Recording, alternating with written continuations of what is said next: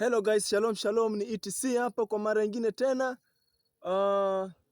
Nauliza, najua Wakenya hawajui, msinidanganye, Wakenya si Waswahili. Kama kawaida, Wakenya ni wazungu.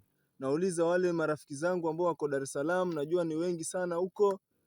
Hivi kama mtu atakuongea naye lakini unamwambia mimi niko serious. Nipo serious, unajua nipo serious. Sasa hii nipo serious, unajua si Kiswahili.